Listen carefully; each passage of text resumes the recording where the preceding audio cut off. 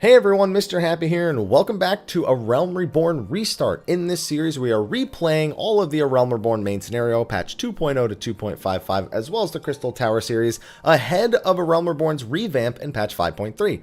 The goal is, we'll have something to compare the 5.3 changes to when they happen. So we're going to be chronicling the experience before 5.3, and then we'll also compare it to the post 5.3 experience somewhere months down the line.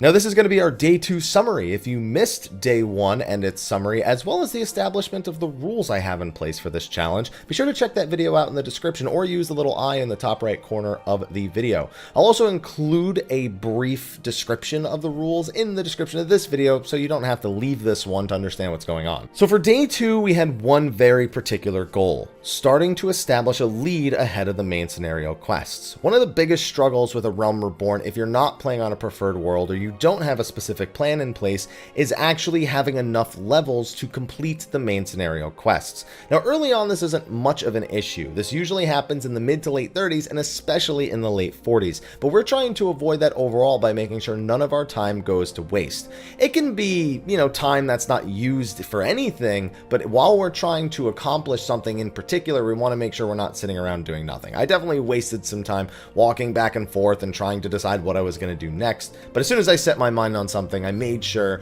I was using that time as efficiently as possible. So for play session 2, we played for about 7.5 hours. This wasn't a set calculation. We lost some time at the beginning of the stream to me just, being logged in, so we can't really use the playtime on the character. Also, my cat decided to annoy me for like 10-15 minutes, so I don't really know how to calculate that. And then I streamed a little bit longer than I normally do. So 7.5 hours is a nice medium based on all of those elements. That puts us at just about 12 hours of actual playtime and advancement, at most 12.5. And in that time, we've made pretty solid progress. So let's get to it. So let's start with the most important thing. How many levels did we gain in day 2? And we actually got from level 16 to 27.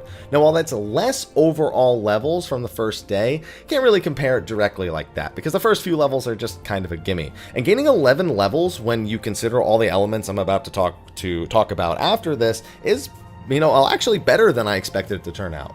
So for the most part, we continue doing the same things we did yesterday and unlock some new things along the way. We continued to do guild hests, which actually had pretty long queue times when we got into the 20 and 25 guild hests. We also made sure to do our guild hest roulette, which allowed us to gain a little bit of a boost. And we did the majority of these before unlocking the challenge log feature, because I just was so far ahead of the main scenario. It took until a few hours into the stream before I had access to it. And I was just doing these guild hests as I leveled. So maybe 2 of them counted for the challenge log. We also continued to do our hunt log. We only finished the 11 to 20 range. We have not started the 21 to 30 range at all. We continue to unlock leave quests at each area we pass through, but never doing more than the one to just unlock the general leave quests in that area.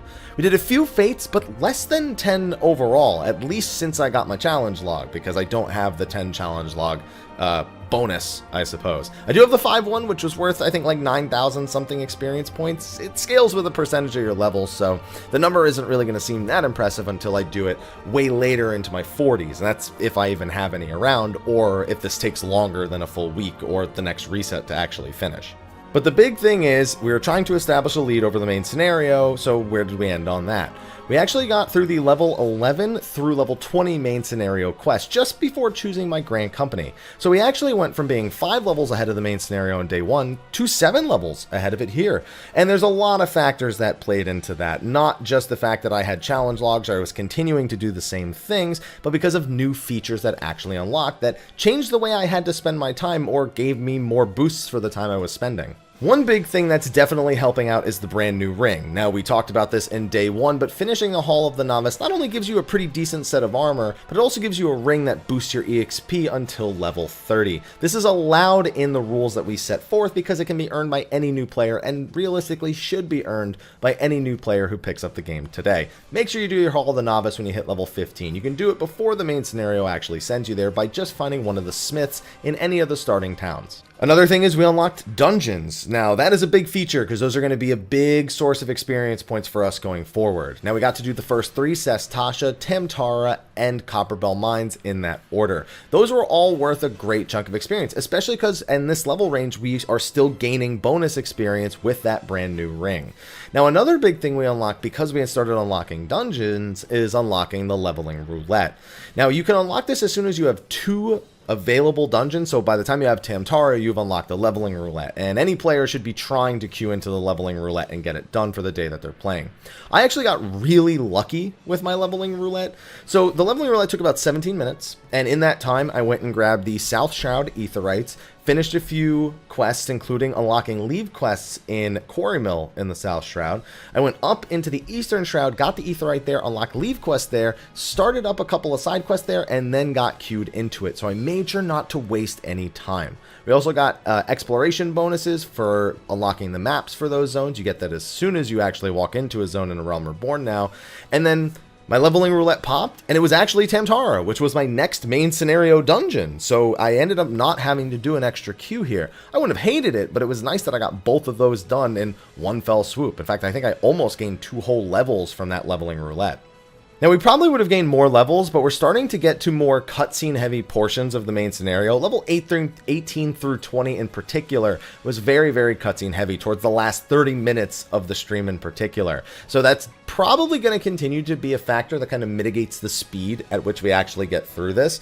But I'm really happy overall with how it turned out. And I've also been doing some things slower deliberately in ways to like save Gil or kind of expand the time more. So again, I'm trying to slow it down to kind of make up for how well I know the game. There's things I've forgotten, but I still know the game more than a new player reasonably would.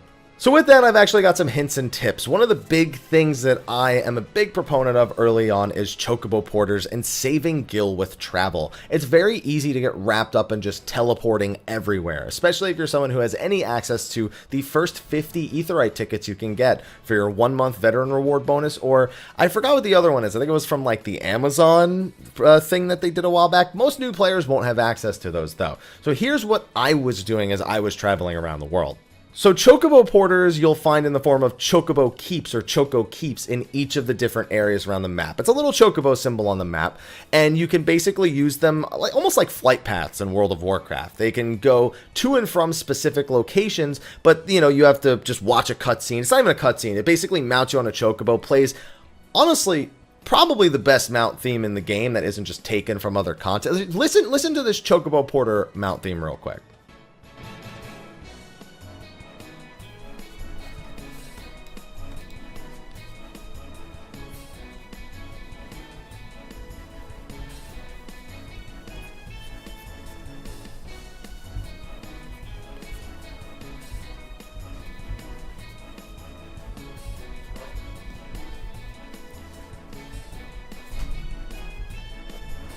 Yeah, so we take those, and that is way slower than getting around via teleporting most of the time. And sometimes when we can't use the porters, we actually just walked instead. So I tried to limit the teleporting really until the level 18 main scenario quest, where it's like, go to Horizon, go to Drybone, go to Horizon, go to Drybone, go to Ul'dah. And we're going to see a lot more of that as we level up. But we've got almost 50,000 gil. In fact, we have more than that if I were to actually sell some of the items in my inventory. Now, another thing that helped me save gil is the use of the return function. Now, you can set a return point or a home point to an Aetherite you'll visit often, and you can use return once every 10 minutes, and this saves a lot of time in gil. Now, what I like to do, you go to the Waking Sands in Vesper Bay a lot. I set mine to Horizon, one of the teleport points, and then use the chocobo porter to go over to the Waking Sands. I can also use this time to like get up, get a drink, you know, just chill for a couple minutes and reset my brain. An alternative is actually setting it to Limsa, which being a city-state is, you know, a really, really good place to have your home point set for all of this. And you can take the ferry that's in Limsa by the Arcanist Guild over to Vesper Bay. The only thing you have to remember is that 10-minute cooldown. So if you have to go to this location multiple times, you'll have to teleport instead. But we've actually got some other features that you can use to save money that way. The next thing on our list is a free teleport location. Now you can set one location to freely teleport to if you've activated two-factor authentication for your Square Enix account, a safety measure I 100% recommend using. Now, you can set this location to something you use frequently, but I think what I'm going to do is actually set this to either Horizon or Limsa Lominsa for when return is on cooldown. That way I can make sure that as many times as I have to go to that point, it will never cost me any gil. And I think that's a smart enough way to do it. Even though I have my return point set to Horizon, I might make my free point Limsa, so that way not only is it quicker access to Vesper Bay, but if I need to go to Limsa for any reason, it's a free teleport. And it's honestly the city-state I'll probably go to the most in, I guess, a different setting, not like this casual through the main scenario setting. So maybe it'll work out, maybe it won't. And then finally, there's favored teleport locations. So you can set these destinations up to 3 favored destinations, and that cuts the teleport costs in half. So I actually like to move these around very frequently depending on where I am in the main scenario. So for example, I like to have one for the primary area my current main scenario is taking place in. Sometimes you have to teleport away from it and go back, and it'd just be nice to save some money. I like to have one where my class or job quest NPC currently is. For the first 30 levels, it'll be at the class guild, and then for the next 20 levels, it'll most likely be in a different location, depending on which job it actually is. For Black Mage, yeah, I'll probably have to move it at some point.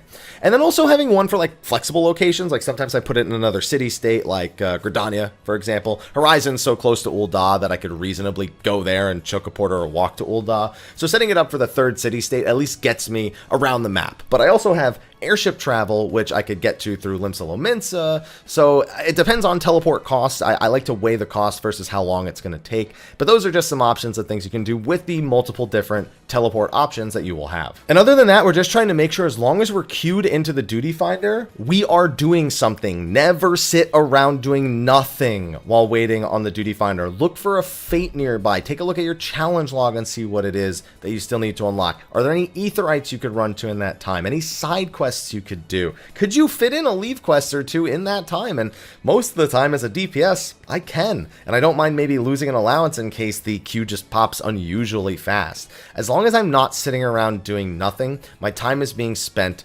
sufficiently enough. Sometimes I still feel like I could be doing things a little bit better, and I maybe could have hit 28 today, but I can't complain, man. We are making really good progress, and I look forward to what this will look like by day 7 even. Now that's pretty much all the details I have for my day 2 summary, but I know some of you are wondering about a specific point that we talked about in part 1. Part 1, we came across the struggles of the Stone Torch in Camp Blackbrush, and this was the status of said NPC today. You know, I wonder. It looks like somebody has freed him from his prison. I see people here. Nope. Somebody hath freed him from his prison. I mean, I can fix it. You, come here.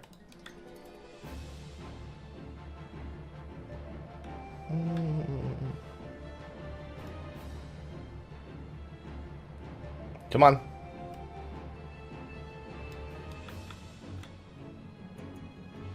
And there we go. Fixed.